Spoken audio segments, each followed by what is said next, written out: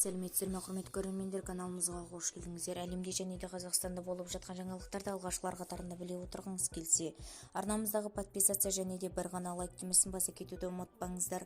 Лайк демесін басқан қолдарыңызға батылы қабырғаларын ұстау нәсіп етсін. Ал ендеше бастарым.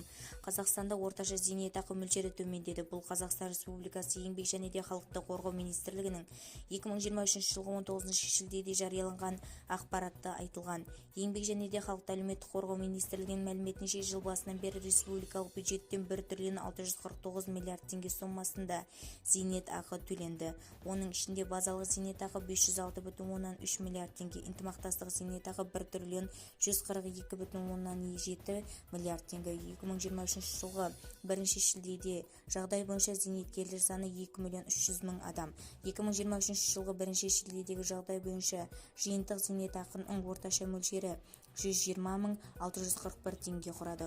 Оның ішінде ынтымақтастық зейнетақы мөлшері 82.805 теңге, базалық зейнетақы 37.836 теңге. 2018 жылғы 1 шілдеден бастап мемлекеттік базалық зейнетақы төлемі зейнетақы жүйесіндегі өтілімін ескере отырып, әр алушыға жеке тағайындалатын еске саламыз делінген еңбек және де халықты әлеуметтік қорғау министрлігінің таратқан ақпаратында.